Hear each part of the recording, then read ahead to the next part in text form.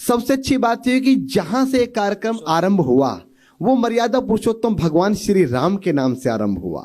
गौरव साक्ष्य है, उन्होंने भी मर्यादा पुरुषोत्तम भगवान राम की बात की, क्योंकि साहब पूरी दुनिया के शब्दकोश उठाकर देख लीजिए, 12,500 शब्द अंग्रेजी भाषा में हैं, 13,000 शब्द जर्मन भाषा में हैं, 2.5 लाख शब्द हिंदी भाषा में हैं। अगर सारी भाषाओं की बात करें तो लगभग 10 लाख शब्दों का शब्दकोश सारी भाषाओं का बनता है, लेकिन 10 लाख शब्दों में से एक भी शब्द राम जैसा नहीं है। जहां पर एक बार लिखते हैं, जहां पर एक बार कहते हैं राम तो परमात्मा का नाम होता है, 2 बार कहते हैं राम राम तो अभिवादन हो जाता है, 3 बार कहते हैं राम राम राम तो संवेदनाएं व्यक्त हो जाती हैं, अनंत बार कहते हैं राम राम राम राम राम तो परमात्मा का भजन हो जाया करता है। मर्यादा पुरुषोत्तम को इस देश के अंदर 500 वर्षों तक उन्होंने प्रतीक्षा की, और साहब जब भव्य मंदिर बना, जब मंदिर का फैसला आया तो बहुत सारे लोगों ने कहा कि मंदिर का फैसला आ गया। और मित्रों, मंदिर का फैसला किसी उन्माद से या किसी की हत्या करके या कोई माहौल बिगाड़ कर नहीं आया था। मंदिर का फैसला माननीय सर्वोच्च न्यायालय के फैसले के बाद संविधान के दायरे में आया था। लेकिन बहुत सारे लोगों ने कहा कि हम संविधान को नहीं मानते, हम न्यायपालिका को नहीं मानते, हम इस देश की व्यवस्थाओं को नहीं मानते, जब मौका मिलेगा हम मंदिर तोड़ देंगे। साहब मंदिर जब बन गया, मंदिर का अनावरण हुआ तो लोगों ने कहा कि हम मंदिर का अनावरण नहीं होने देंगे, हम प्राण प्रतिष्ठा नहीं होने देंगे। साहब अब पूजा भी शुरू हो गई। अब भी लोग कहते हैं कि जब मौका मिलेगा, मैंने ऑफिशियल ट्वीट देखे, जो लोग सद्भाव की बात करते थे उनके ट्वीट देखे कि जब मौका मिलेगा मंदिर को तोड़ देंगे।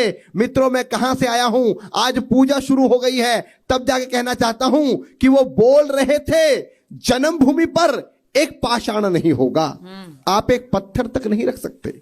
तब जाके कहता हूं कि वो बोल रहे थे जन्मभूमि पर एक पाषाण नहीं होगा, चाहे कुछ भी हो जाए मंदिर निर्माण नहीं होगा, जो 1.25 अरब की इच्छा है उसका आगाज नहीं होगा, श्री राम के मस्तक पर मंदिर का ताज नहीं होगा, और इतने बम फटेंगे कि मैदान खाई हो जाएगा, सर्वोच्च न्यायालय का निर्णय भी धराशायी हो जाएगा। अरे हम चिता सजा कर बैठे थे और मौका आर पार का था, 22 जनवरी सन 24 और दिन भी सोमवार का था। जिसने मां का दूध पिया मंदिर की ईंट हिलाकर देखे, बुलडोजर तैयार खड़ा है, कोई अयोध्या जाकर देखे। वाह वाह वाह वाह वाह,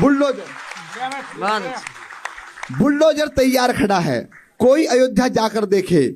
और मित्रों, जब धारा 370 इस देश से हटी तो 4 मुख्यमंत्री कहते थे कि अगर धारा 370 इस देश से हटी तो घाटी में कोई तिरंगा उठाने वाला नहीं मिलेगा। साहब गणतंत्र दिवस की पूर्व संध्या पर, और गणतंत्र दिवस कल हो जाएगा, तिरंगा उठाने वाले तो सैकड़ों लोग मेरे सामने बैठे हैं, आज उनको उठाने वाला कोई नहीं मिल रहा जो कहते थे तिरंगा उठाने वाला नहीं मिलेगा। 4 मुख्यमंत्रियों की अजय भैया वो हालत कर दी कि वॉशरूम भी जाते तो कांस्टेबल से पूछ के जाते हैं, sir may I go to toilet or not, वो कहते थे।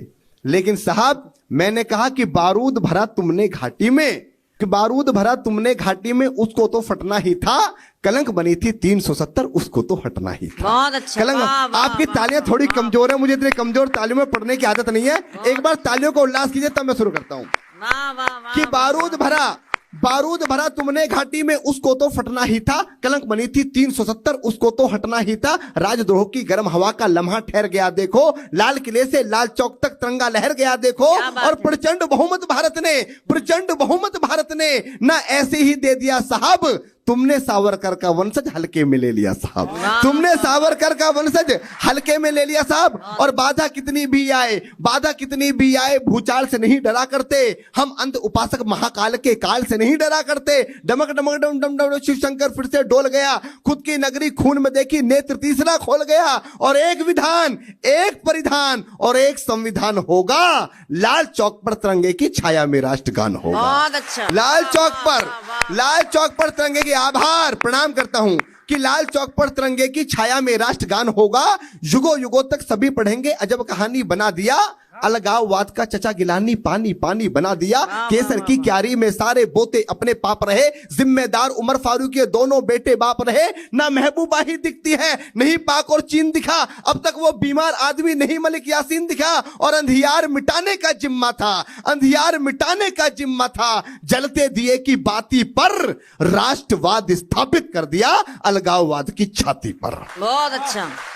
राष्ट्रवाद स्थापित कर दिया अलगाववाद की छाती पर। मां को सब कुछ दे डाला। लोग कहते हैं कि दिल्ली की कुर्सी खोखली जगह पर रखी हुई है। तब जाके कहना चाहता हूं कि मां को सब कुछ दे डाला, तब जाकर हम बड़े हुए हैं। जहां पे पीएम खड़े हुए हैं, कई हिमालय गढ़े हुए हैं। बहुत अच्छा। कि मुकुट देश का बचा लिया और लाज बची सम्मान की। हल्की कुर्सी मत समझो तुम भारत के प्रधान की। क्या कहने? जो कविता से राज बदलता, जो कविता से राज बदलता, वो दिनकर कुर्सी में है। सिंहासन खाली करो कि जनता आती है। बहुत अच्छा। कि जो कविता से राज बदलता, वो दिनकर कुर्सी में है। बैल की भांति कोलू चलाया सावरकर कुर्सी में है। 1.25 अरब के भारत का भी प्यार यहाँ कुर्सी में है। डॉक्टर केशव राव हेडगेवार यहाँ कुर्सी में है। माधवराव सदाशिवराव का अंतस कुर्सी में है। 20 साल तक संघ चलाया देवरस कुर्सी में है। जो तूफानों में पार लगाई वो नैया कुर्सी में है। जीवन हवन किया जिसने रज्जू भैया कुर्सी में है। और अब तक कितने न्यू बने हैं रण बांकुरे कुर्सी में। और मित्रों, एक नाम लेना चाहता हूं, आपकी तालियां महाराष्ट्र तक लहर जाएगी। अगर औलाद बिगड़ जाए तो पिता कभी खराब नहीं होता। तब जाकर कहता हूं कि अब तक कितने न्यू बने हैं रण बांकुरे कुर्सी में। स्वयं समर्पित होकर लगे हैं बाल ठाकरे कुर्सी में। स्वयं समर्पित होकर लगे हैं बाल ठाकरे कुर्सी में। और सत्य सनातन परंपरा जब दानव से ठन जाती है, जब असुर पराजित होते हैं तो ये कुर्सी बन जाती है। जब असुर पराजित होते हैं तो ये कुर्सी बन जाती है।